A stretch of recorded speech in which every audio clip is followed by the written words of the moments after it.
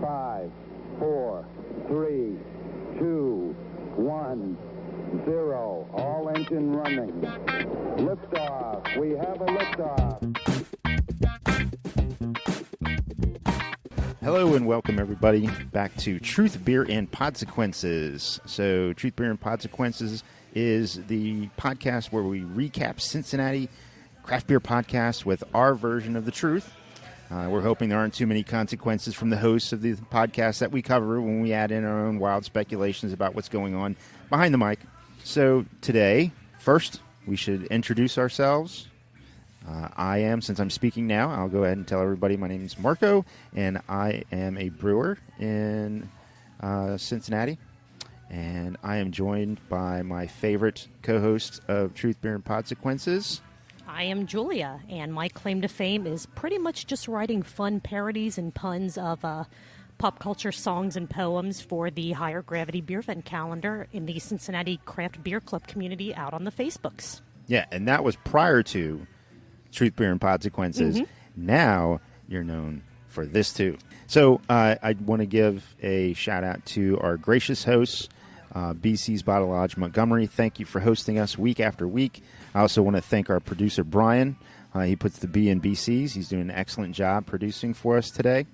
Now, you notice that normally Kenny is our producer for the shows, but Kenny had to take a little hiatus. We had to put him on temporary leave. We got on his nerves. We kind of did. So luckily Brian is here to step up and make sure that things run as smoothly as possible. So thank you, Brian. Thanks, Brian. Let's see. So, usually this would be the spot where we would talk about who is not sponsoring the show today. Correct, because normally we do not have a show sponsor. That's right.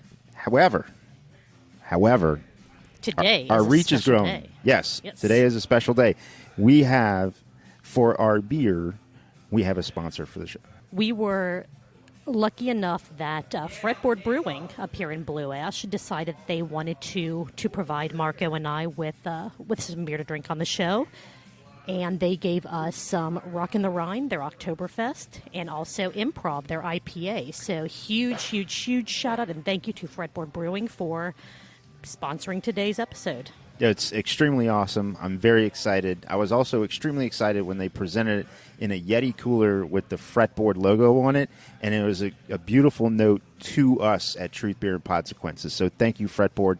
That was really amazing. You didn't tell me we got a Yeti cooler. Well, when we do locations, when we do remote things, that. So the we was really you got a Yeti cooler that you will bring to. Well, no, I mean I was there. If you were there, then I would have gotten one too. You would have got the cooler. Okay, and fair then, enough. We could have shared That's the cooler. And we'll talk about the reason why I was there a little bit later in the show. Yes, absolutely. Right now, let's see. Julia. Marco. What'd you listen to last week? I listened to all the things. Every single podcast. Everything? Everything. Wow. What did you listen to? I usually do that. You do. You're normally very good about that. Everything. All of it. But this week, I listened to less. Okay. Had a little bit of a schedule change, a little bit of mix-up. It's not really a mix-up. It's a change in the routine. And so, change in the routine, I didn't listen to all of the podcasts, but I did listen to most of the podcasts. Most of them. Right. Most of the ones that we would talk about on the show. So, we're gonna talk about and cover Cincy Brewcast. They were at Grainworks. Mm-hmm. Let's see, Shift Beers, where they had a show about bombers. You guys remember bombers? And also there was a live stream at Fretboard that we're going to discuss. Yes. But this would not be a craft beer podcast if we weren't having craft beer. And craft beer provided by Fretboard Brewing. Fretboard Brewing. So, Marco, what are we cracking open first? So right now we're going to crack open Rockin the Rhein, their Oktoberfest, which is a lager, of course, because it's an Oktoberfest. Yeah, as it they is should be. Oktoberfest season. All right, let's crack these. Let's give it a go. Gotta love that crisp sound. There is nothing better than the sound of a can of beer being opened. Well, I mean, second to the beer being drank. But sometimes some of those sounds. The sounds, of drinking. The drinking sounds? Not a huge fan. Sometimes. It kind of depends. Well, we keep track of some of those sounds on a show. We that do. We listen to. We do. We And have a count for that, and we will get to that in just a few minutes. We also gave them a great idea in our last show, and all of you who listen to the last show know what I'm talking about. If you didn't listen to the last show, go ahead and listen to the last show. But we gave them an idea that we were willing to participate, that sort of fun play-along with the show. So, okay, Oktoberfest, Rockin' the Rhein. Julia, Marco, have you sipped it yet? I did. And? While you were talking, I went ahead and took my first drink, and it's delicious. You can't go wrong with Rockin' the Rhein. It is delicious. I know that because I had it last night. I didn't have 12 ounces, though. I had more than 12 ounces. What did you have it in? I had it in Fretboard's Oktoberfest Stein. Good God. Have you seen that on the socials? I did, and it is a beautiful Stein. I actually had you snag me one because I wasn't sure I would be able to make it up to Fretboard before they sold out. If you're a fan of glassware, get up to Fretboard, get one of these Steins. I believe you can get a Stein filled with Rockin' the Rhein for $15. Yep. And then every fill of that Stein after that is only $8. Yep. So you cannot go wrong with taking advantage of that. So get up to Fretboard, get some Rockin' the Rhein, get a Stein, and have fun. I was happy to do that for you, Julia. I'm glad you asked me because I was getting to the bottom of my Stein. And when you asked me to catch one of those Steins for you, I said, absolutely. And I went and ordered another one full of Rockin' the Rhein. So you may want to, put some hot water and some soap on that. I thought that was a fresh glass. It was previously. Until they gave it to you. It seemed like such a waste to just buy the glass without the beer in it. You could have just had them refill your Stein and then just give you a clean one for me. Well, the initial rinse they did because I ordered beer in it. Okay. All right. So, Marco, what podcast should we cover first? What did we start with last week? Do you remember? No. Well, actually, I might be able to flip back in my notes. So we are going to start with Shift Beers. Yep. Let's start with Shift Beers. Shift Beers, episode 47, The Lost Art of Beer Bombers. They were talking about how it's really difficult for someone to drink a bomber like on their own. But then they said that the bomber is typically 500 milliliters, right? Sure. Give or take? Sure, we'll go with that. Yeah, okay. That's only 16.9 ounces, which is what most cans are these days. So were they really saying that they could drink a standard can of beer, 16-ounce can of beer, but it would be too challenging for them to drink a bomber on their own? Well, we haven't challenged them, and maybe we should. We probably should. Just consulting the Googles. Yes. All of the Googles. Every single 650 milliliters for a bomber. Is a typical bomber. Okay, Yeah, so what is that? 22 ounces to okay. convert that to American. Okay, so maybe just one of the bombers they had was 500, and that's what I was basing that on. So Yeah, I would imagine. Yeah, okay. because I believe they did make mention to the actual size of the of the bottle. So 22 ounces. I think also too it greatly depends on the style of beer inside of it, right? So if you're standing in line for a saison, maybe you might be able to push through that. If you're standing in line for one of these 12%, 13% stouts, you probably want to share those, yeah, that'd be a little harder to get there on your own. Especially with the way that many of the stouts coming out today, to harken back to what Shift Beers was talking about in the previous episode where they were doing international beers. So Samuel Smith's Oatmeal Stout, the body on that beer is, people would call that thin. Compared to today's American style, the Imperials and the real thick the Imperials, boys that are coming out. and then also too, those are pastry stouts versus Samuel Smith's Oatmeal Stout is just an oatmeal stout. Right. So right. the pastry stouts are going to be far more just dense from a liquid standpoint. It's Danny Harold talked a few shows back, and when I say a few, it could have been 6, could have been 10. I don't remember, about having it was the show where they were talking about drinking stories, where he went home after a day of disc golf and drinking, and then he had he didn't remember, but the next day he saw a bottle of Family Tradition in the recycling. That's impressive. That's impressive. Yeah. And it's impressive because of those things that we talked about, right? It's such a dense, rich beer that, Drinking it as like your morning after beer, just yeah. props to Danny TikTok Harold on that Yeah, one. absolutely. Once again, in shift beers, there was no Brian.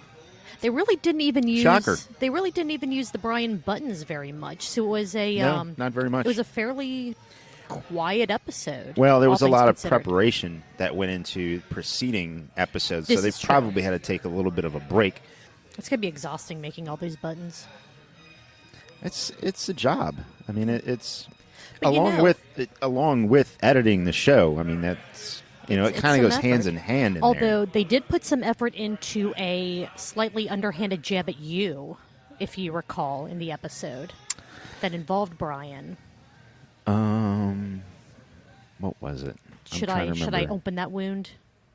Go ahead and jog my memory there, Julia. They said that Brian wasn't there. Well, probably not because of this, but that Brian was going to the Hall & Oates concert, Oh yeah, that was a jab which you had said to us Which on I the previous take episode, personally. right? That you were not able to make it to that concert. I wasn't. So I thought that was So this fictitious character went to the show that I that wanted you to wanted go to go to. Right. I mean, I just Bullshit. kind of thought that was rude. Well, we're friends with the Shift Beers folks, We and are. we're They're fine great. throwing jabs at each other, and so it hurt just for a little bit.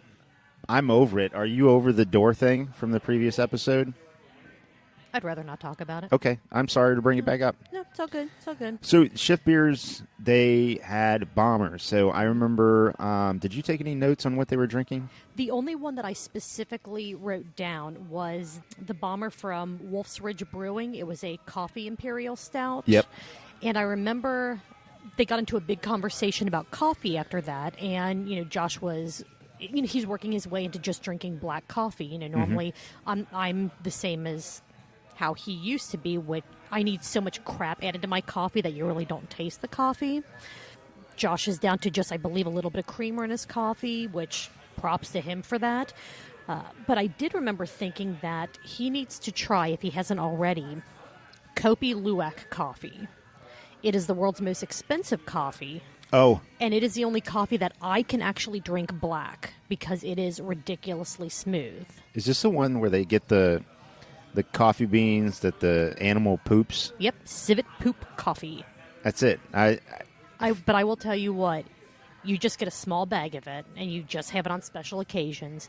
It is phenomenal. It is so good, nice, nutty, and not that kind of nutty, but just a nice, nutty, non-acidic cup of coffee. So how many 6-packs does that coffee set you back? I believe it was $60 for like 2 or 3 ounces of coffee. Wow. It is not Good cheap. Lord, that's It like a is bump not- of coffee. Well, it really is. Well, that's why I said it's just for special occasions, but it is really, really good. So if you are into coffee, it is well worth getting one for kind of a special occasion to give a try. So this coffee journey I took 23 years ago, where I'm going from sweetened, milk-laden coffee to black coffee, and Could you have milk in your coffee? so okay, let's go ahead and get personal. Not to go through any HIPAA violations. Or Yeah, let's anything, go ahead and but- get personal. Yes, I'm lactose intolerant. There was a time in my youth where it really didn't faze me, and then there was a time in my young adulthood where I realized something is very, very wrong, and that something was lactose.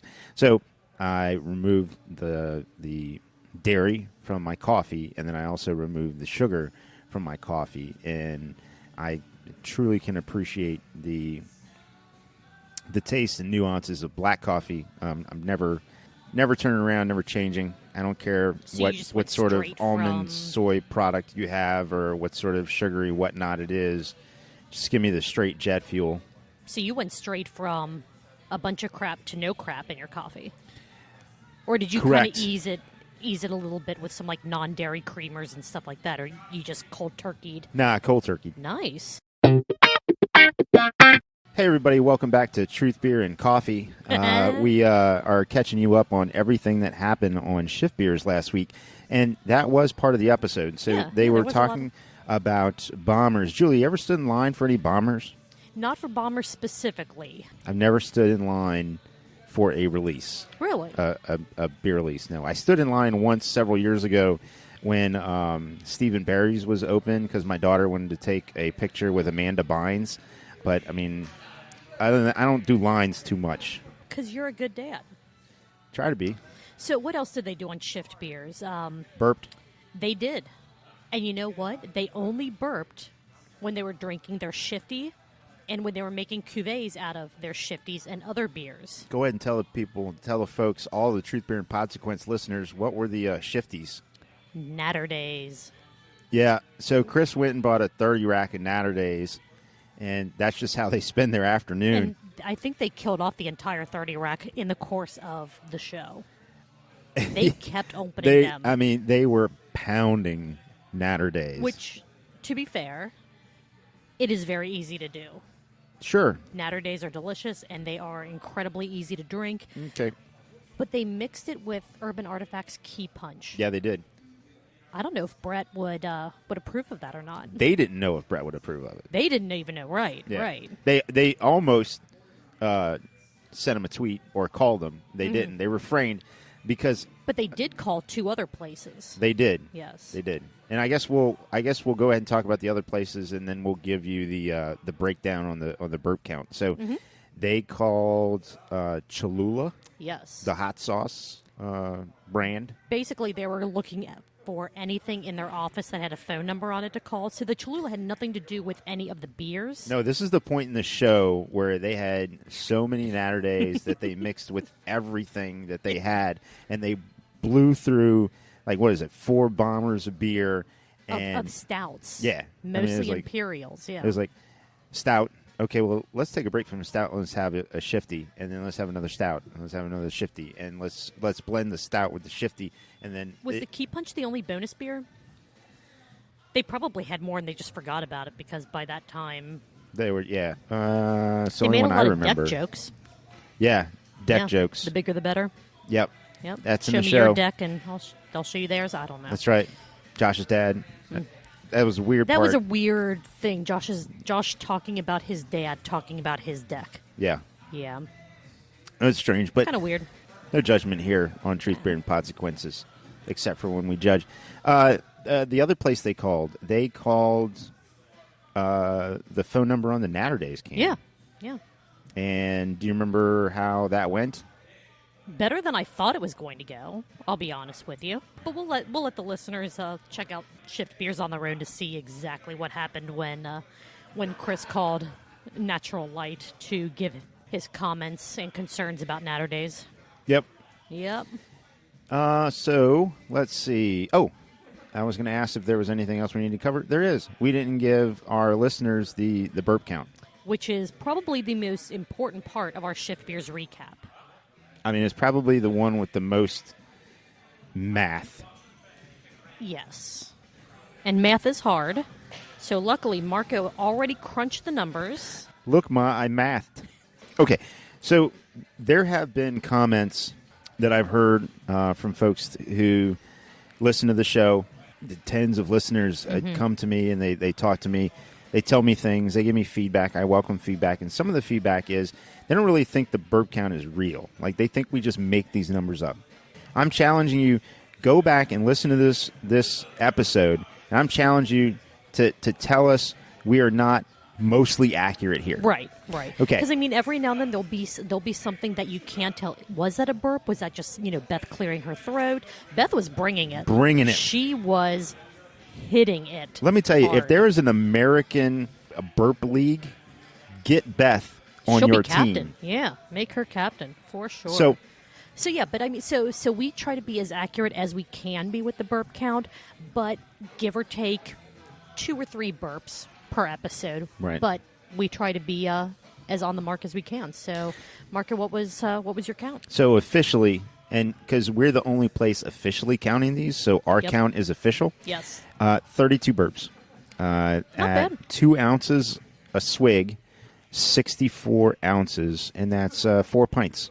Yeah. So if you're playing along at home, you needed to run through 4 16-ounce beers. Yes, over the course of the episode. Now, I will say that you might think this number seems kind of lower than it was on previous episodes. Yep. And you would be right, because what they were drinking were heavier beers, things that weren't as carbonated as, say, the seltzers that they drank on the last show. Right. So And they're not going to burp as much. The last show is probably going to be the standard for a long time. Oh, absolutely. It's going to be... Probably till the next time they do a seltzer show. Even though they said that the last seltzer show was the final seltzer show, we all know better. Yeah, we know Yeah. better. It was fun. It was a very fun show. It was a good show. I do think, though, and they touch on it briefly in the show, as far as a packaging format, I like the cans better. I think the cans definitely are easier to, they're easier to store, they're easier to kind of, I guess, go through. But there's something about a bomber, even though the label on bombers is typically smaller than what you would fit on a 16-ounce can, you can get more artwork on a can. There's something about those glass bottles that I just think is part of the experience. I don't disagree on an occasional release. You know, if this is your once a year, whatever it is, like Saunders Family Traditions. right? Yeah. Right. And they have other beers. Their sour program is in bottles. Right. Right. But I do think that from a volume standpoint, cans is a far better option when you're packaging in volume. And as far as these specialty beers, it is part of what goes into the folklore of a beer. You know, that just something extra that makes it special. So I don't want to see bombers disappear, off the face of the earth. Right. But I do think where the industry is going and having them in specialty packaging is exactly where it belongs. Yeah, I would agree with that. Kind of going back to the Wolf's Ridge one, because I know that they do a lot of their imperial stouts, their kind of variants of their stouts. They do release those in bombers, and they do an amazing job of making the label really fit onto that bottle, to where I think if they tried to do that same label art on a 16-ounce can, I don't know if it would have that same artistic impact. So you're right. Bottles definitely have their place, but I do think that cans. If we were ever easier. a serious show, I'd love to have Beth on to talk about what her experience is in that realm with packaging, translating something that may have been special in a bomber to now going to be can art. You know, what's the way to approach that? What's the concept there? Well, and even to expand on that, just how has she seen the evolution of labels in general, evolve from the time that she started to now, and where does she see it going? So, Beth, open invitation. If you ever want to chat about labels and artwork, we're here for you. Yeah, bring your giant Shift Beers machine, your spaceship, because we only have 2 microphones and then a splitter for 2 microphones.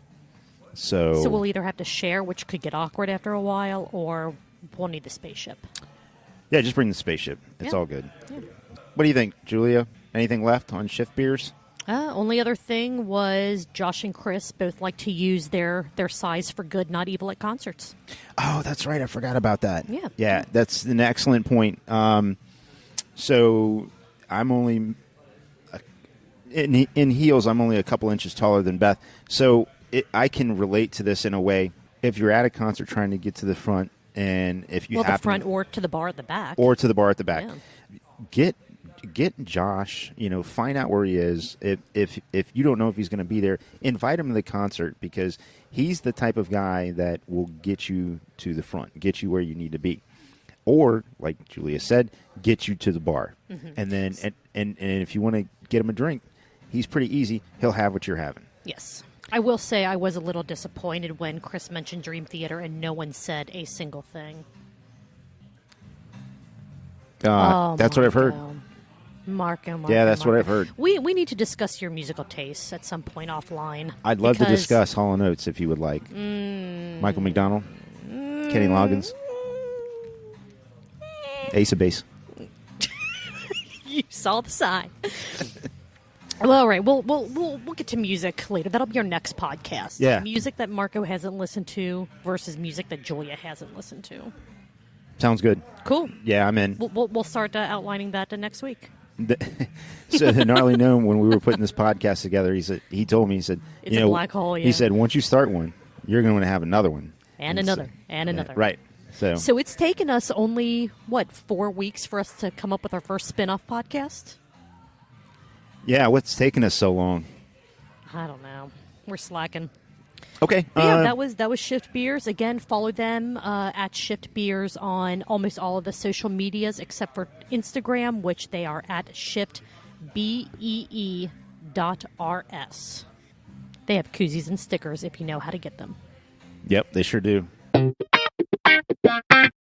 So, Marco, what's next on the board? Next on the board.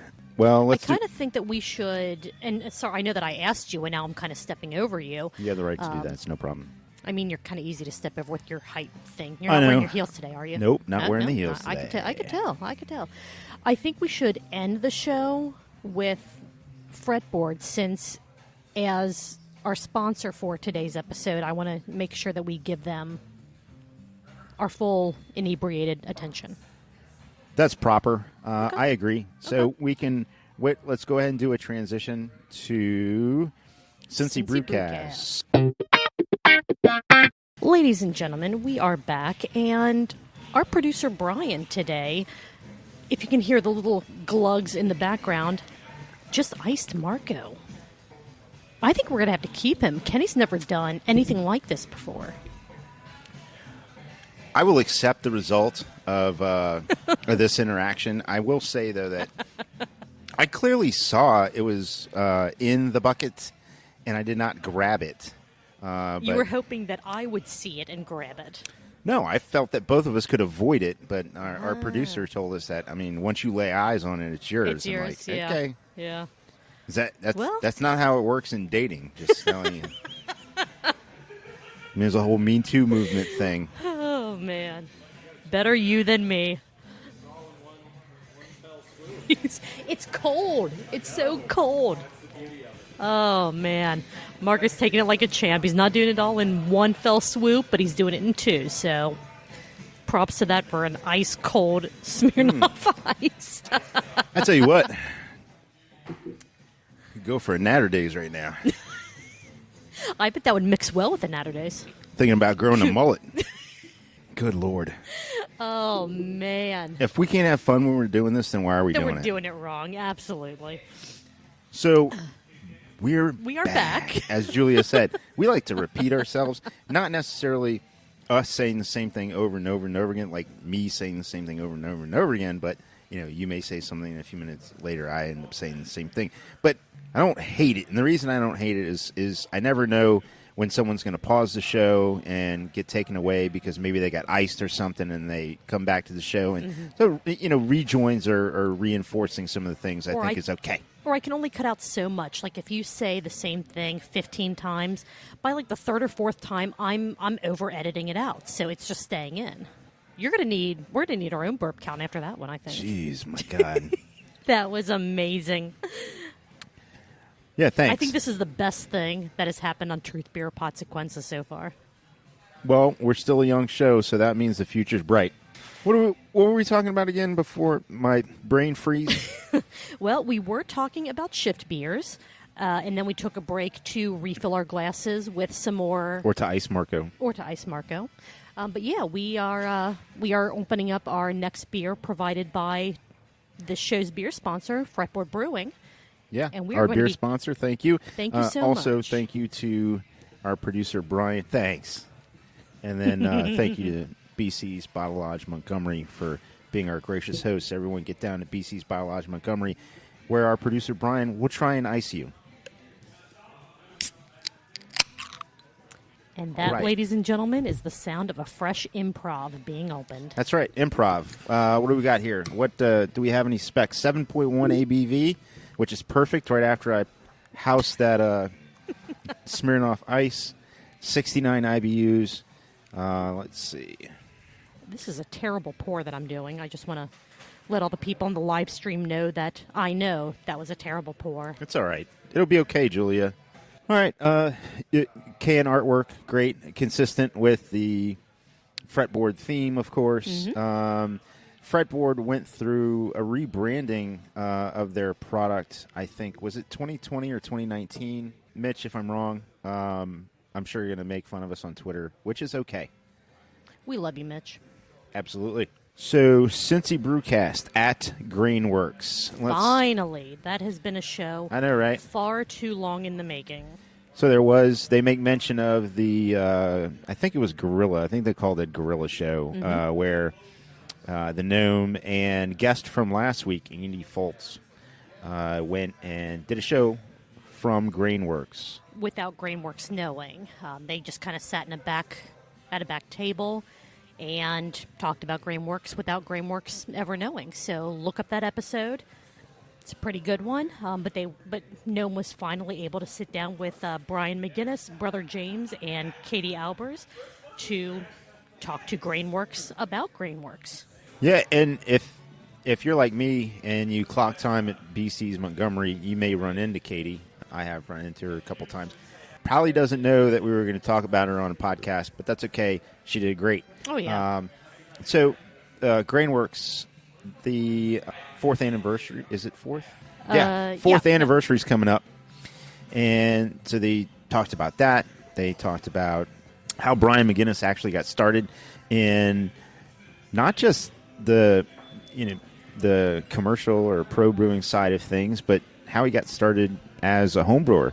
And it was pretty familiar, but also pretty interesting story about liking beer in, I believe, college, and then work. I think it was his roommate or his friend who worked at Boston Beer Company at Sam Adams. Roommate, I think it was roommate. Yeah. Let's go We're with going roommate. With that. It was his We're roommate. going to go with that. 100%. And then he would bring home fresh Boston Lager. They were able to get like Boston 2-day Lager. Old. Yeah. Yeah, Boston Lager, pre-pasteurized Boston Lager. Kind of his intro into. Yeah. The other thing that go ahead, Julia. Julia. Say, kind of his intro into craft beer, and then from there he did some home brewing. And I don't want to say it's like the typical story of a lot of people that start breweries, but brewing beer and then people say that is really good. You should make this as your job, but that's what happens. Well, and I also thought that I've always thought Boston Beer was a really interesting company, and what I thought was interesting is so several years ago, I picked up a long shot 12-pack. So the long shot competition, for anybody who doesn't know what I'm talking about, is Boston Beer would put on a long shot competition where they would judge homebrew, and the ones they liked the best would get their beer produced by the Boston Beer Company, and their image, it would be on the box, and a story about them would be on the box. That's awesome. And I think it was the long shot. So I picked up, it might not have been the long shot. It may have been a Boston Beer or something. So, no, I think it was the long shot. I picked up that mixed 12-pack. I thought all the beers are great. And on the last beer, I happened to look at the freshness date. And it was out of code. I saw that it was out of code. And this is when, in this area, there was still the grocery chain Biggs. Mm-hmm. So Biggs had it. And I was like, man, I can't believe I got beer that was out of code. So at the time, I still had a landline phone. And I picked up the landline phone, and there was a number to call. And Shift Beers got this from me, just saying. I called the number, and it routed you to an answering machine. So I left information. They wanted information from the bottle. They wanted information from your receipt. Then I went online, and there's a place on their website where you can put your information if you find out-of-code beer. Because you remember Boston Beer used to put out the commercials with Sam Cooke where he would take all the beer back that was out of code, and then he would use it for a dunk tank at their annual celebration or whatever. So I sent in my information via email, and I have to this day a letter from Sam Cooke that he put a check for that amount that I spent on that box of beer, and I cashed it. I deposited the check, and I went and bought more Sam Adams beer with it because I felt that would be the proper thing to do. But I kept the letter. Well, that's cool. So that was pretty cool. Now, going back to the Grainworks episode, what I thought was cool and what led me on the path of homebrewing, Brian, long shot competition, Sam Adams would give you a homebrew ingredients if you wanted to brew at home. Okay. And so that's what he mentioned, is that he started with these ingredients, and that got him into I didn't realize beer. he started with like Sam Adams ingredients. I just didn't catch on to that from the episode. That's awesome. I could have made that up, but I might have. totally stand behind the fact that I heard it in the show. Totally stand behind Hey, the this fact. is our version of the truth, so it stands. Totally stand behind. And I thought it was great. And so his story just builds, right? It just builds from there to where he has, he starts making beer. He starts tasting other beers. He wants to make his beer like other beers. He tries to hit flavor profiles. He builds it to the point where he finally gets to the point where he's going and traveling and trying craft beer at other breweries, and his accompaniment, his friends, the people that are going with him, and finally he says, you know what? They're telling me I make beer just as good or better, and I kind of think I do. And so they decide to take this journey about building a brewery. And now they're up in Westchester making history. Yes, and so the story of James, who's the outdoor sales rep, and Katie. Katie's a southern the beer rep for south of where they're at, and so James, drops some of his bona fides, lets you know that he used to work for Fatheads. Definite name drop right there, but Yeah. But I mean, I was if you listening worked when for I was them- listening to the show. I was like, "Super dude, very nice. Hold on, excuse me. Let me bend down and pick this up for you. The name that you just dropped, and he's doing great things. And But I mean, it's Fatheads. I mean, if you had the opportunity, I would have a fat head. you would have a fat head. Oh, absolutely, Yeah. absolutely. Very good story. He believed in the brand because he went there and just had a beer and he loved it, and then he wound up having all the beers and having to sleep at a friend's house not far from there because he had all the beers. Yeah. And I did not know, and he and I have met, although he may not remember because I'm not really that memorable. But it wasn't like, hey, I'm Marco, I'm with Cellar Door, or I'm with I'm Truth not Beer with- Pod, Yeah. Truth Beer and Podsequences, or whatever. It's just me going up to a tent that he's at an event and saying, hey, how are you? That kind of thing. You mentioned their distribution. They're actually, they mentioned on the show that they're expanding their distribution into Dayton. I just got shocked. I got shocked at the freaking Oktoberfest. Like twice. I was It's the gonna say glass. It's the cup. It's the It's cup, got to be yeah. the cup. Static electricity. It's got to be. So we can't blame Kenny for it because Kenny's not here. Right. So, ladies and gentlemen, we have a situation happening here. A situation that I mentioned last week that Marco just experienced, and I think that he thought that I was full of shit last week. I did not. You didn't? Okay. No, I okay. did not. All right, that's fair. I believe you. We're both having our lips shocked by, Right. by the plastic cups we're drinking out of. Yeah. It was weird. It is weird. It's clearly static electricity, but Yes. Anyway. Fretboard's beer is shockingly good. shockingly good. Thank Yeah. you again to our beer sponsor for this show, Fretboard.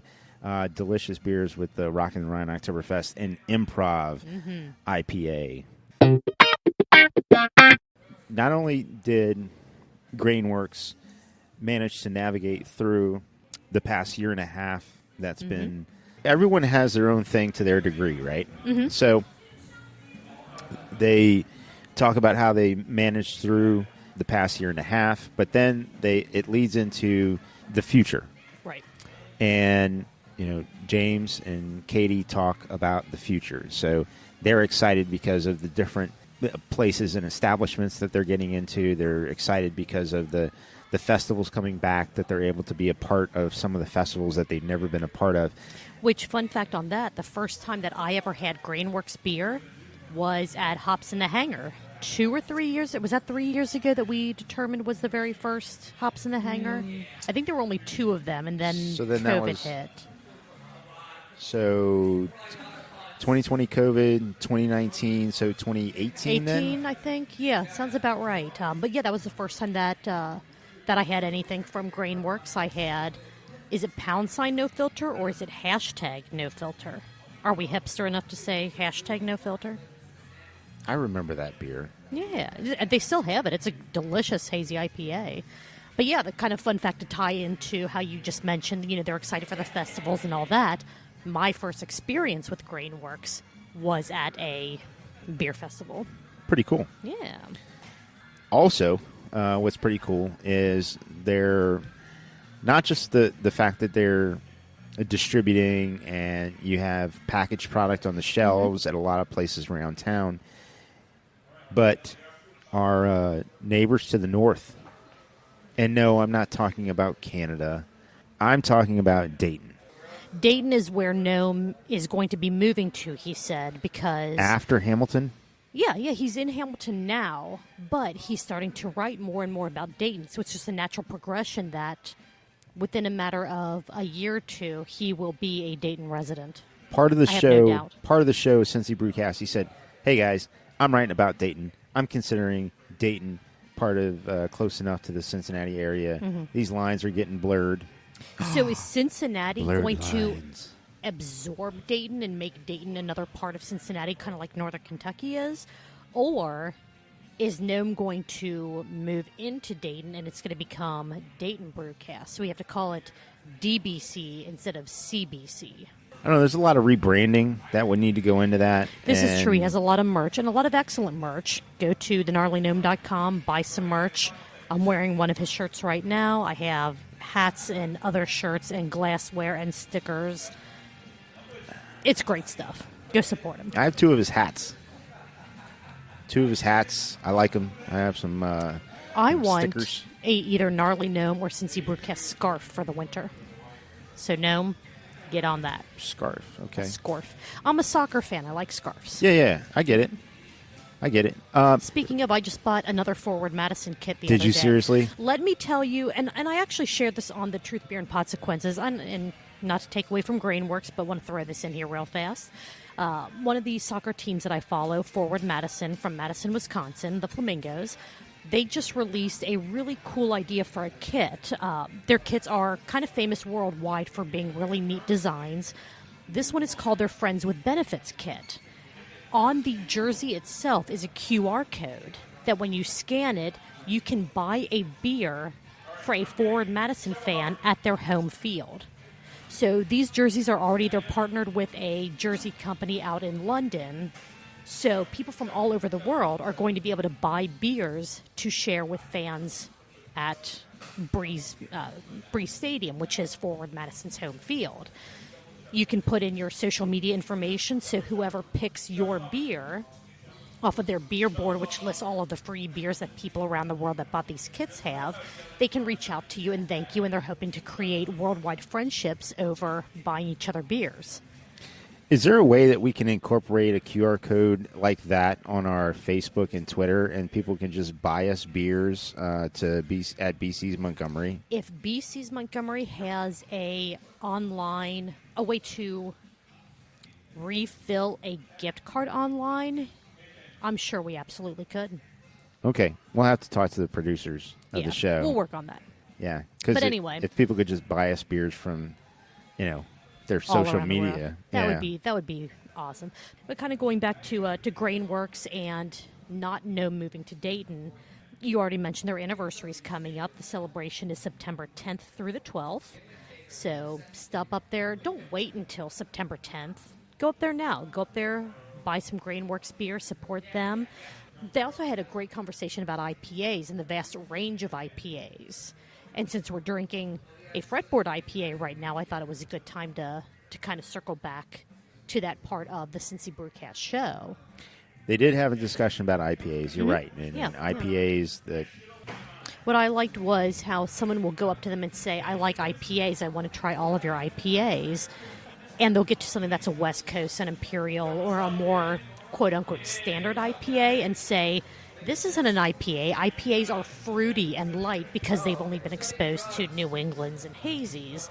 And then they get to kind of open up that whole world of, no, IPAs have a vast range from being very, I mean, really, honestly, very easy drinking with the New Englands, the milkshake IPAs, through the potentially not so easy, bitter West Coast Imperial styles that are out there. So I thought that was a really fun part of the show. It is, and I don't mind at all that everybody has their favorites. I mean, if you take the IPA category out of beer altogether, people are still going to have their favorites. Mm-hmm. People are going to want porters and stouts, and people are going to want, pilsners and kolsches. Yeah. Or kolsch. I don't know what the plural of kolsch is. It's probably kolsch. But much like don't at me. Don't at do not at him. For those people at Shift Beers that manage those buttons, do not have a Brian button correct me. Okay, I don't need any of that. After the Hall and Oates thing you did, all right, and we're the cool. Shaving cream No, thing. we're cool. Yeah, well, Look, no, let's move forward. We're cool, not backwards. and I've got a story. I've got a true story from BC's Bottlage that I'm going to talk about in a little bit. But anyway, I don't mind at all that people like these, wide range of IPAs. I don't mind at all. I don't mind at all that Grainworks says, hey, our IPA is, this sort of way.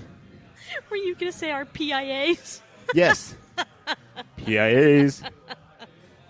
Our IPA is this sort of way. It's right down the middle, and. Well, and no matter how you get into, whether it's IPAs or craft beers in general, whether you start with something incredibly light, fruity, juicy, whatever, as long as you're getting that introduction to where you're all of a sudden open to this whole new world of what Cincinnati beer has to offer, that's all that matters. Join us regardless of if you want the sours from Urban or the incredibly strong Imperial stouts from Listerman or, the pound sign no filter from Grainworks. Or the Hell is Real. Or the Hell is Real from Grainworks, yeah. So what else was there about Cincy Brewcast this week? My closing remarks for the Grainworks show is a simple phrase that you need to listen to this week's episode of Cincy Brewcast in order to understand. Men in skirts throwing shit. Yep. Listen to the show. Let us know if you get that reference. Contact us on Truth Beer Pod on Twitter. Find us on Facebook at Truth Beer Podsequences. And buy us a beer at BC's Montgomery. Yeah, buy us a beer at BC's Montgomery. Like the show, or what is it now? It's save, follow. Yes. You follow, save, and join the conversation. Share. Talk to us. We'll talk back. Yeah, all of that. So we're in for all that. We're gonna move on to. I say we move on to just a real quick touch on this week's Prost. Okay. Because Gnome did not do an Oktoberfest showdown on this week's Prost. It is Oktoberfest season. He is trying to run down the best of Cincinnati packaged Oktoberfest beers. But this week he did an English mild, which he has said is one of his favorite beer styles. Matt Damaris, who we both know from both Hustle and Brews podcast and the Outcast podcast, gave him a English mild from Dissolver Brewing in North Carolina, and that's DSSOLVR Brewing. No one really knows the exact reason why English milds are called English milds. Is it the low ABV? Is it the light taste? Gnome didn't know. He wants you to add him, for you to tell him what makes an English mild mild. Yes, please contact him on all of his social media sites and let him know what an English mild actually is. Mm-hmm. He's dying to know, and he trusts that his listeners are going to be there to support him and let him know what it is and the origin of where it came from. Now, I can't tell him what makes an English mild an English mild. I can't explain why the style is called what it is. But what I can do is tell him the meaning of one of the names, or one of the words in the name of the beer that he drank, which was in the cut with Gunther. Yes. Gunther in German means battle or war. Oh. Yeah. All right. And pretty much all I got out of this week's pros is the can design was amazing.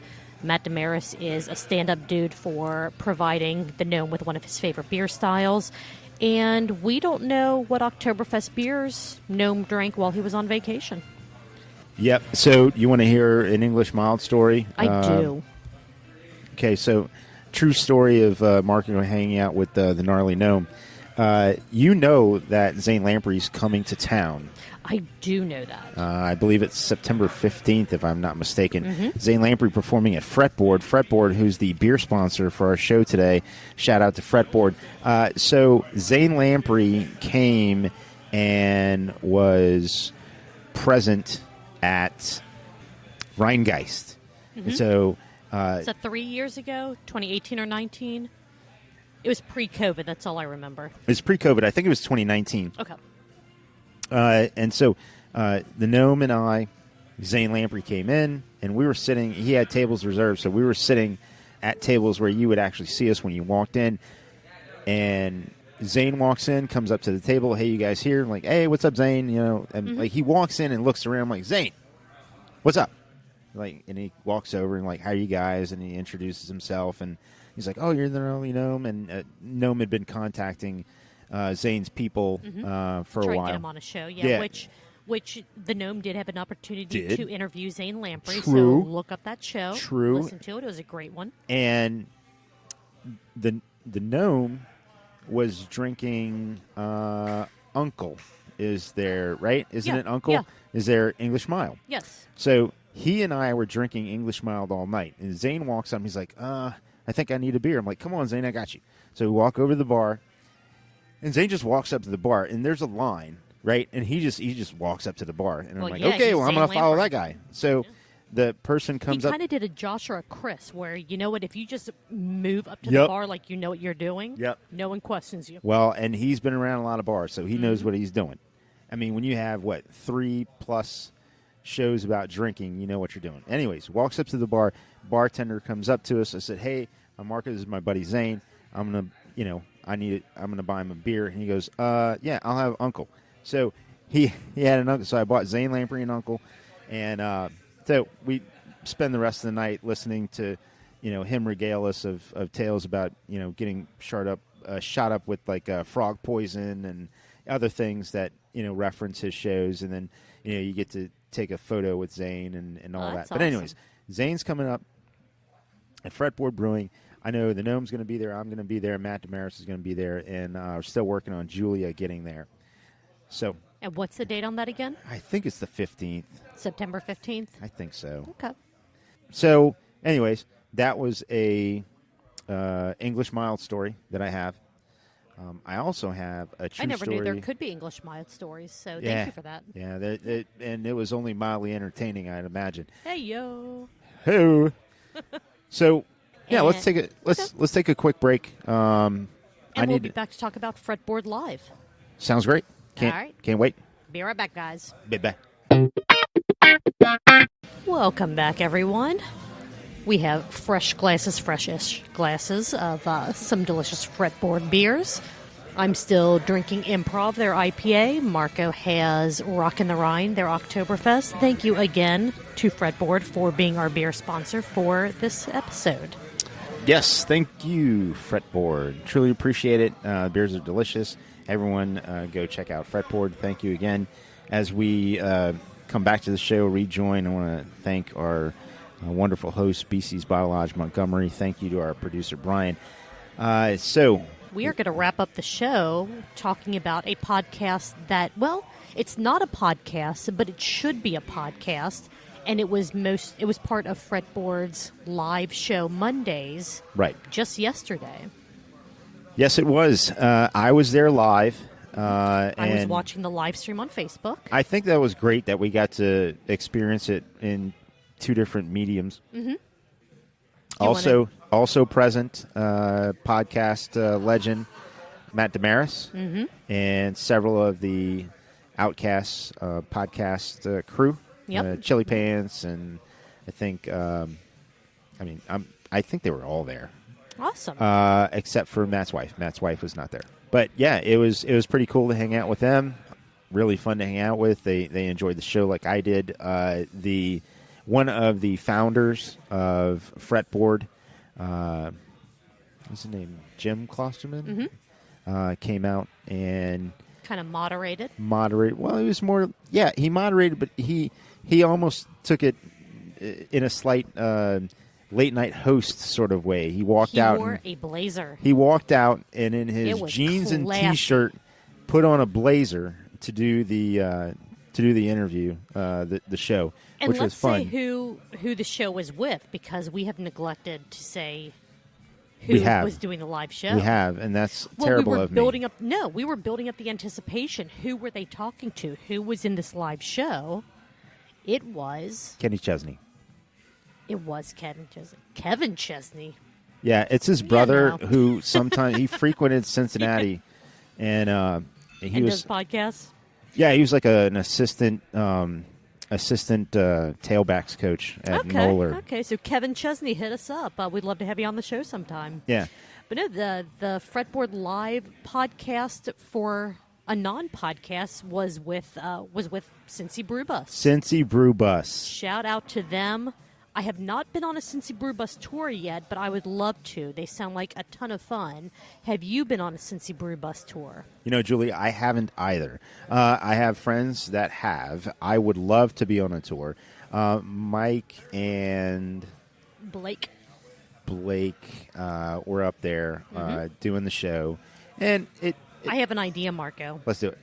Let's get all of the Cincinnati beer podcasters together. So the Outcast Podcast, Cincy Brewcast, Shift Beers, maybe Mitch, even though Fretboard TV hasn't done a whole lot recently. But Mitch yeah, involved. Absolutely, Mitch. And let's do a podcast brew bus tour. Get us all together, go to some breweries, have some beer, get into trouble, get hit with a couple $200 fines for puking. Sonder stories. Yes. You want to invite them too? Well, yeah, absolutely. I love it. I'll try to cut this all together. Get us all on a bus and get us telling stories and get a few beers in us, or a few more than a few, and maybe we can make one of the segments that was on the show last night. You know, like the craziest story. Craziest story. Maybe we can become the craziest story. Yes. It's not a challenge. Please don't think that when we get together and do that, and when I say when, we should. Absolutely. But it's not a challenge to be the craziest story. I just think that'd be pretty good stories.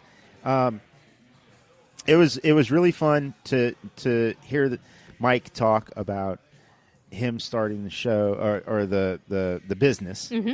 And I want to say that all of my interactions with Mike, which I have had several interactions with Mike, are great because Mike's a great guy. Doing what I do in the Cincinnati craft beer community. I would run into Mike at a couple of events a year. His wine wagon used to stop by the place that I don't work at. I was glad that I got to be there and listen to Mike tell his stories. And if I may, you can cut this out if you want. I'm going to do. Give me some room. I'm going to do something here. You have a 6-foot table worth of room. Give me a little room so here. Spread on out. You got this. Mike Stokes and the Cincy Brew Bus has supported every craft brewery almost in this city. And there were, how many people from craft breweries there to support Mike and listen to his show? Me and Mitch. And I'm just saying, I'm not angry. I'm not. I'm just saying that this guy, I know he built a business, but his business is supporting Cincinnati craft business, Cincinnati craft beer. Yeah. And it's a cool thing to come out and watch. That's all I'm saying is, like, if Cincy Brew Bus stops at your place, somebody that works there could have seen on social media that he was going to be there doing a show, Take You've- an hour at been most to out of your Fretboard. day. Yeah. Find somebody. Somebody could have gone to it and thought that it was interesting, and it was fun. Now, I will say, I'm not part of any of the breweries that he's ever been to. I'm not part of any brewery, period. But I thought it was a phenomenal show to watch. I will excuse anyone who was watching the live stream. Okay. Because in today's atmosphere, I understand if you don't want to get out to a place. I understand if you don't want to be amongst a lot of people. And you know what? It was a good amount of people there. So anybody who is from a Cincinnati craft brewery that was watching the live stream, thank you. And I want to say to Mike and the Cincy Brew Bus crew, I really enjoyed it. And I don't want to sound hypocritical because I was there, but I have not supported your business by buying a ride on your bus or taking a tour. I will change that. Yeah, absolutely. It's kind of like what we do with Truth Beer and Podsequences. Even though we talk about the other Cincinnati craft beer podcasts, we encourage you and want you not to just listen to us talk about them, but listen to them. Support these other podcasts. Same with Cincy Brew Bus. Support the businesses that they go to, and those businesses should support Cincy Brew Bus in return. Yeah, and so the little rant, if you could call it that, it was tongue-in-cheek, really. I mean, honestly, I don't attack anybody about anything. I just, I ask you, I give you information and ask you if you want to think. That's it. And it's great that Mike's business is as busy as it is. He goes into how busy it is. Sure, yeah. And I am really excited that the future seems bright for Cincy Brew Bus. So right. It did feel like, even with the pandemic, coming out of that with places opening up again, they have almost sold out tours. And they do not only craft brewery tours, they do wine tours, bourbon tours. They even hit up the Bourbon Trail farther down in Kentucky. Yeah. There is something for everyone with their business.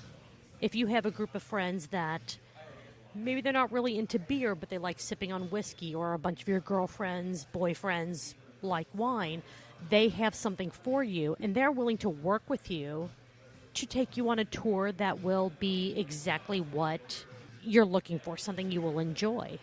They did have some fantastic stories about people that have been on their tours, which was what this show was all about, which you definitely need to go to Fretboard's Facebook page and check out the recording. It's about an hour. It is a super fun watch. it was fun. It was a lot of fun. I had fun being there, and I know you and I were texting as the show was going on, and it was really enjoyable.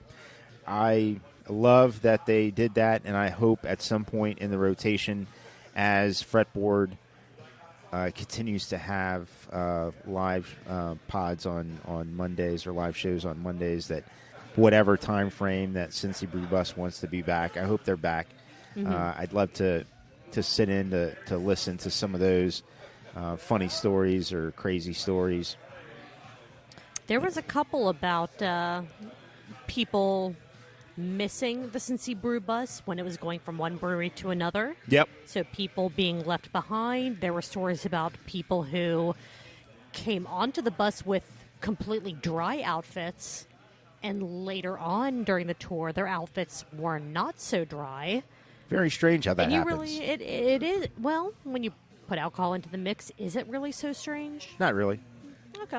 Not really. But yeah, you should go to Fretboard's Facebook page, watch the episode. Well, I keep calling it an episode, but watch the recorded live stream. It was a lot of fun, and support Cincy Brew Bus. Please do that, and I really appreciate, for all the listeners of Truth Beer and Podsequences, I appreciate your time. I really hope that you support the local craft beer community and support the businesses that, also that we talk about and are friendly and gracious to us. I teased a true story from BC's Bottle Lodge. You did. Before we get into true stories from BC's Bottle Lodge, let's just touch on a couple final points from Please. The Fretboard live podcast episode for the show that is not a show but should be a show. Don't let me rush you. Go Tales ahead. from the Brew Bus. One, there is a $200 per puke fine that Cincy Brew Bus will give you if you get sick on their bus. So not you throw up 3 times $200. No. If you overindulge and you throw up 3 times, that's $600 I for think them to clean this up. I think like which is with, fair. Well, Overly and I fair. think with COVID, how everything's going up, I think the puking penalty should probably go up. Mike, Yeah, you're this welcome. Is true. This is true. Make For it that make idea. it $350 per incident. And also something that they brought up in the trivia that they did at the end of the show. Look up the story of George Remus, the world's most famous bootlegger, who is entirely based out of Cincinnati. It is a show that makes you think, is this something that Julia and Marco made up? It is too good to be true. So look up George Remus, look up Cincy Brew Bus, support them, support all the breweries that they go to. Go on one of their tours, whether it's drinking wine, drinking beer, drinking bourbon. Get out there and have some fun. I appreciate that since you were watching the stream from your house that I was. you were able to take the notes that way, because I was too busy having beers with the Outcast podcast crew, so I was not able to take any notes. Hey, but real yeah. quick, you mentioned the Outcast podcast. They will be live at Fretboard Brewing on September 13th at 7 p.m., a live episode of their show. What? Show up. Get out of here, really? Show up, put up, drink up, be there. Let's have some fun. You could September take 13th. you could take your mug, I right? could take my Stein and Your get Stein. some $8 refills of Rockin the Rhein. I could take my Stein too. Let's do it. Yeah. We did talk a couple episodes ago about getting Steins, about getting liters. Yeah, we Let's have them do now. Let's do it at Fretboard. We have them now. Yeah. Screw Buffalo Wild Wings or whoever it was, some non-local chain. Oh yeah, it was place. Buffalo Wild. We did Yeah. talk about that. So, Marco, what is your true stories from BC's Bottle Lodge? So last Friday, get off work at the job that pays me. Well, and the brewing job pays me too, but I mean, my full-time job that pays me. The podcast certainly doesn't pay you. Well, I get paid in a different way from the podcast. True I get to spend time with my friend Julia here and talk about the things that we listened to, that we cared about before we started the podcast. Mm-hmm. So, I'm not going to turn any monetary compensation down. However, this is fun for me.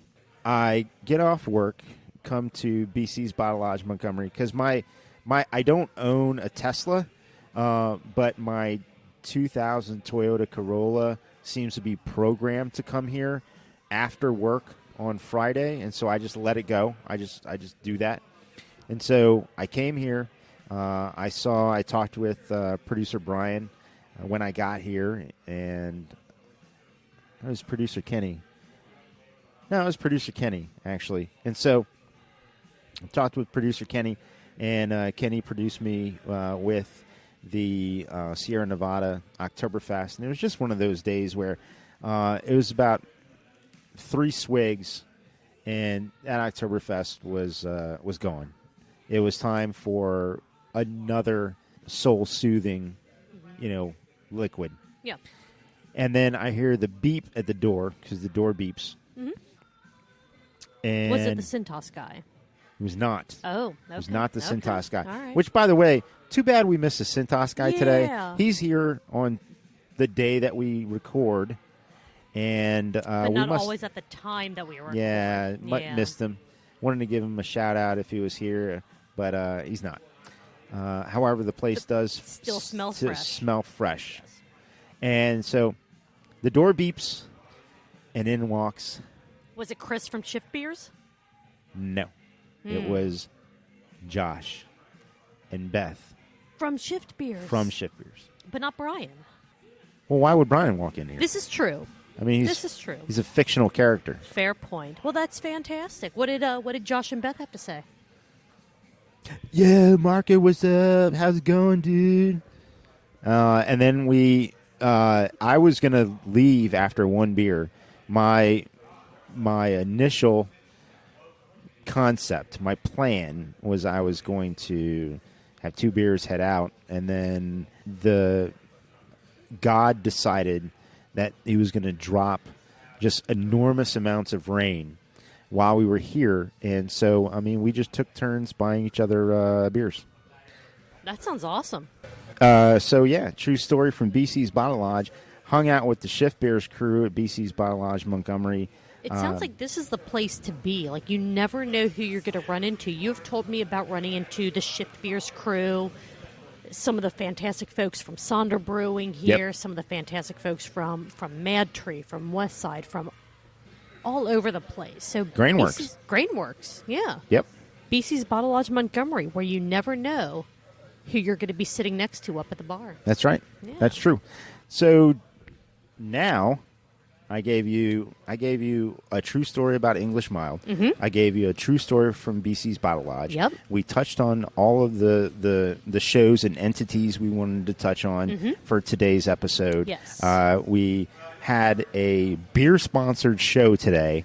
Look at us growing up. First, we are growing. This is look at us growing up. amazing. So all of you podcasts that haven't beer sponsored us, or not podcasts, all of you breweries that haven't beer sponsored us yet, you're welcome to beer sponsor us. You can drop beers off at BC's Montgomery.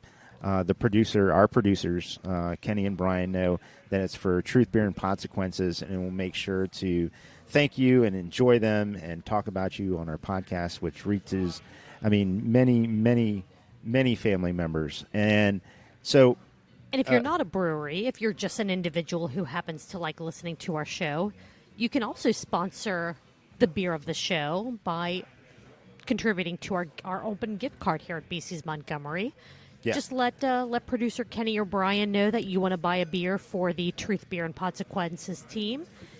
And the next time we record, they'll let us know that Joe Schmo came in and bought us a beer. We would appreciate it. yeah, and in the future, as we continue to the heights of Podcastlandia, Does this mean we're like on the Cincy Brewcast level by now, since we've had a beer sponsor for an episode? No, we're really, only 4 shows? Is this our 5th show? We're only 5 shows in. I don't want to get too far ahead of our skis, but This was pretty damn cool. yeah, it was pretty damn cool. Yeah.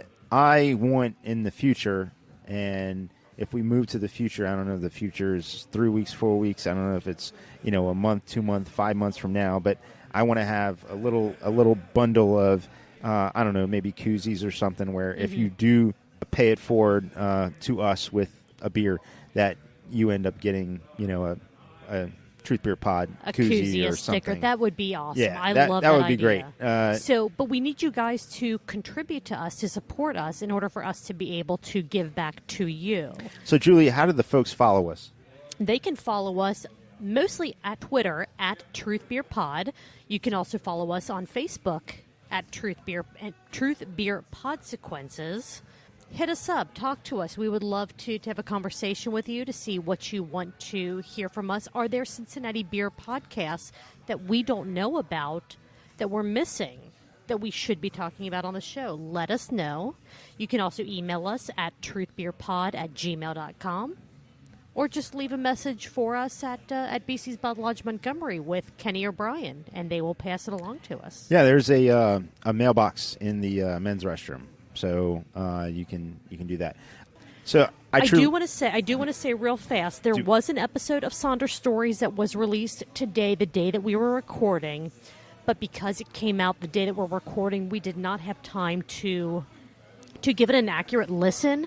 So rather than us rushing through and pretending we listened to it, we will be covering Sonder Stories episode 71, where they spoke with Second Chance Kicks on next week's episode. Yeah, and thank you, Julia, for mentioning that, because I know that our followers and the folks at Sonder have expressed that they enjoy what we're doing, and I truly thank all of you for your time. Julia, I thank you for your time. Thank you, Marco. Yeah, absolutely.